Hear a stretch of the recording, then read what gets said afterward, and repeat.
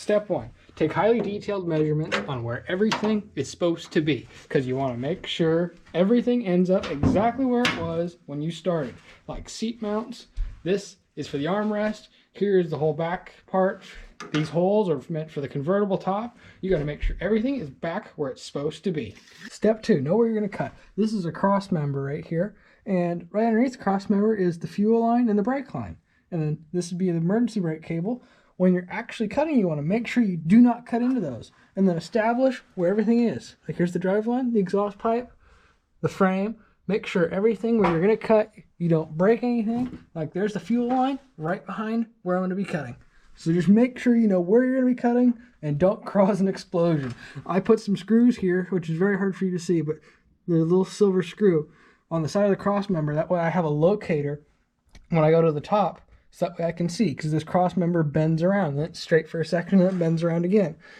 The screws are establishing the edge of it, so I know I got to come in. In the first clip, you saw these nuts on the end of the screws, because I put these screws in last night, but for safety's sake, I didn't want to jump up here and have a screw go through my knee, so I threw a nut around it.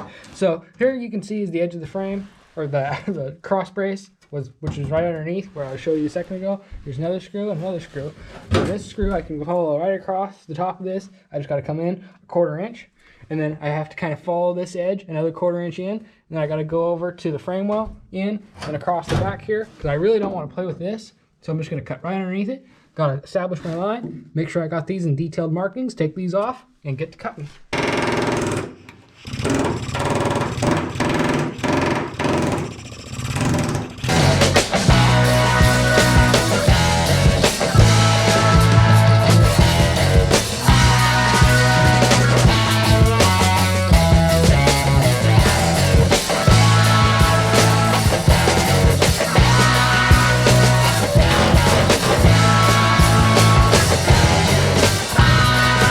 Okay, got my lines drawn right across here, down a 1/4 inch from the back, which I'm going to use a tool that staples or re-dimples the metal down so my new piece can lay in here and look like it was original. And coming around right across, broke right there on the edge of the corner, right through here. Gonna cut this out and throw in a new one.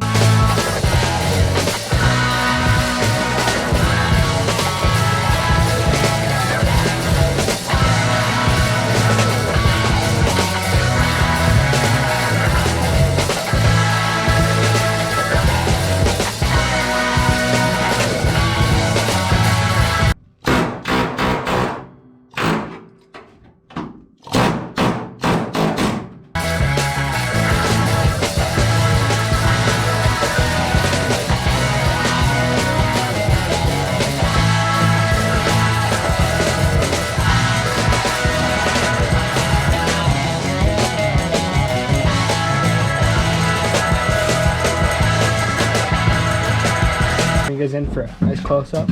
So here's how close it was to where I was cutting. So if you noticed, I was only using very little of the blade, the cutting disc, to go through the metal. That way I made sure I wasn't in anything, because like the frame is right behind it. And here's that cross member where you saw me using the air hammer to break free these spot welds, because I really didn't feel like drilling them all out. And the air hammer took them right off. Which actually right through here I might make it a little farther on so it sits a little more prouder on there. But other than that, she looks pretty good. I just gotta go take and flop on a new piece. Oh, here's a new piece of steel. Aftermarket steel ain't the greatest because not the actual quality of the steel, but they don't make them match. So gotta throw this in here and try and get as close as I can to it all matching.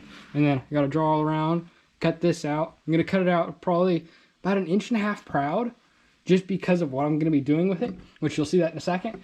And then I'll have to come in and trim it more and more and more till it fits in. Okay, got it cut out. It's a little long, so here's my marks. I need to cut it out kind of in a notch section, because these aren't braces, but these are.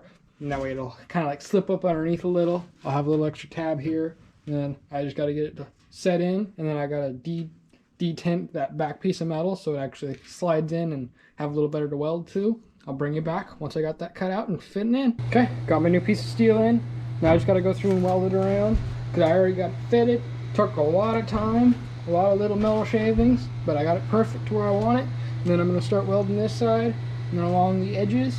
And I'm going to have to, because they don't match 100%, like I was saying earlier. The aftermarket steel isn't exactly perfect. you're gonna have to flex it into place. So it should work out. And then any of the gaps that I have that are a little too big, which that should actually close up because this is gonna go forward still. Anything that's too big, I have a chunk of brass that I'll put behind it, and because brass is non-ferroceric, the weld won't stick to it and it'll be easier to build. But the only hard part is it's hard to get that piece of brass to stay.